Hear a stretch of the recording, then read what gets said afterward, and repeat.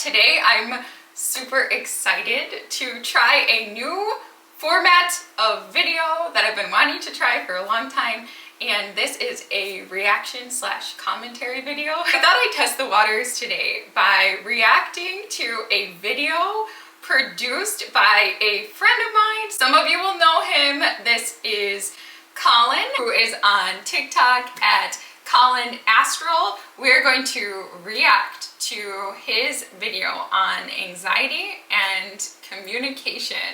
Something else that helped me with my anxiety is communication. Now, I understand that everybody's at a different point in their anxiety journey. For me, I like to run towards it because the faster I do whatever it is, the faster that the anxiety goes away, because now I know the outcome. Colin likes to run towards it. This is so true. Some of you will know that in psychology, when we really fear something or we're very anxious about something, one therapeutic remedy that is sometimes used is cognitive behavioral therapy. And this is actually where, in small doses, which incrementally get a little bit larger, we expose ourselves to the thing that is causing fear or worry or anxiety. When Colin says, run towards it, you've got to know yourself, but this can be kind of good advice. I think that worries, fears, anxieties, they grow when we ignore them. If you're feeling anxious, acknowledge, yes, I'm feeling anxious, and start by kind of like admitting it to yourself. That's sort of the road to the beginning of feeling better. Communication is a key. Let's say you're in a relationship and you're having a lot of anxiety about something. Communicating to your partner, and maybe the first step is just saying, hey, I have anxiety about this, but I'm not ready to talk about it. Perfect. Tell someone, don't be ashamed of how you are feeling. Just tell someone, I'm feeling a little bit anxious about this. Let's say somebody, a family member, friend, somebody around you, coworker, they notice that you're a bit off. If they ask, hey, are you okay? Don't deny it. Just be like, you know what, I am feeling a little bit worried or concerned or anxious about something. And if you're not ready to talk about it, it's totally okay to be like, you know what, I don't really want to talk about it right now. But yeah, I am feeling a little bit anxious. I think when we deny how we're truly feeling, it not only doesn't benefit us, but it also doesn't benefit other people around us, because then they can feel like their intuition is off because they sense that something's going on with us, and then we say, oh no, we're fine, and it can really be a little bit disquieting for everyone. Maybe that involves just informing your partner. Hey, when you do this, it causes me anxiety. I'd like to talk about, maybe don't want to talk about it, but communication, I found, and just running towards the thing that causes me anxiety. In my experience, communicating, maybe it's your friend, maybe you're about to go out and you get anxiety, right? Text that friend, say listen, I have a lot of anxiety about this event. And if they're a good friend, they're gonna be like, hey, what can I do to help?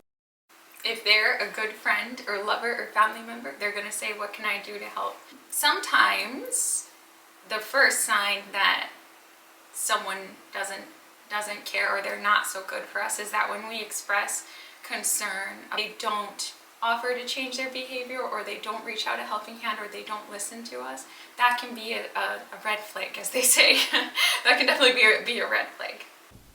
And maybe instead of going to a scenario that makes you jump to the future. Talking about anxiety, and you talked about jumping to the future. So typically when we experience anxiety, it is because we are worried about a potential future outcome. A really good remedy is actually reorienting, recentering to the present moment. One way to do that is to incite a sensory experience, something that activates your senses in the here or now. That could be smelling an essential oil, it could be holding something of significance to you and really feeling the texture, identifying a particular color like gold or purple, and try to find everywhere it is in the environment, bringing yourself back to the moment. In this moment, I am safe. In this moment, I am well. In this moment, I have what I need.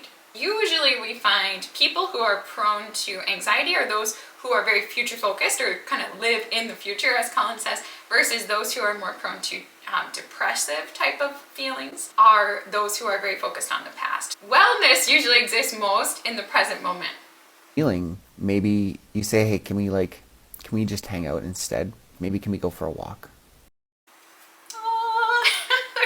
Maybe can we go for a walk? You guys, walks in nature, especially looking at the horizon and looking at the horizon moving in front of you, actually can help not only just in a psychological way, but a physiological, biological way to break people out of trauma reactions, PTSD reactions, anxiety reactions. It's extremely, extremely therapeutic. Also, what he's talking about here about changing plans if you feel quite anxious, I think this is part of having grace with ourselves. I think offering yourself the permission to be able to change plans to something that feels a little bit more comfortable is always a good option. I actually have this like little quote taped up in one of my kitchen cupboards, and it says, if thinking about doing it feels deeply unsettling, consider that it's not meant to be. If it's not an essential thing, sometimes actually changing plans to something that is more health promoting can be a great idea.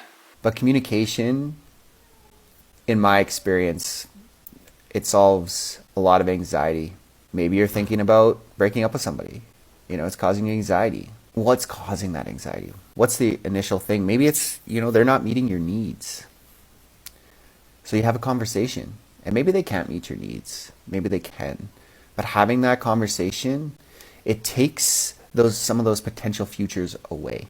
Yes, some people get so wrapped up in anxiety because it's the unknown, it's the uncertainty, and your mind just cycles. What if this? What if this? What if this? What if this? What if it's this? What if it's this? What if it's this? What if it's this? Sometimes we need to take action and get some clarity. And sometimes that can mean asking the question that brings clarity, whether that's making the phone call or sending the email or talking to the partner, asking the questions. For example, let's say you had anxiety because you have a new health symptom. Your anxiety could cause you to just kind of sit and worry and go through all these possibilities in your head, but actually one of the healthiest things might be actually just call your doctor and say, hey, I have this new symptom.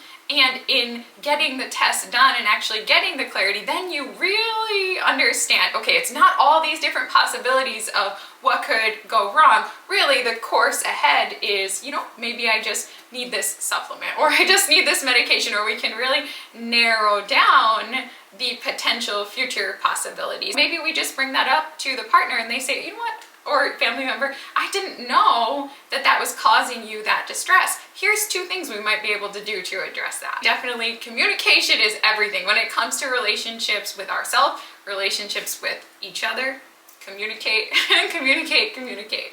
So now instead of 50 scenarios, you're imagining 3. Anybody that's going through this, again, I'm giving you so much love. Anxiety can be absolutely debilitating. I'm sending you so much love too. Yes, anxiety can be very, very, very, very debilitating. Communicating about it is one way to begin to feel better. If I am experiencing anxiety, sometimes I talk to Colin about it actually, or other friends, but just kind of saying, I keep having this anxiety feeling about this or that. What do you think? Sometimes they'll be like, Maya, I think in this case, that anxiety you're feeling, it's not actually your intuition, but it is actually related to, something that went wrong in the past or a past trauma or things like that. Our friends, our family members, they can give us great feedback about whether our anxiety is an intuitive feeling, which almost is never the case, or if it might be based on some prior negative experiences. Although sometimes we can have like a gut feeling if something isn't going to go right in terms of intuition, usually anxiety is not intuition,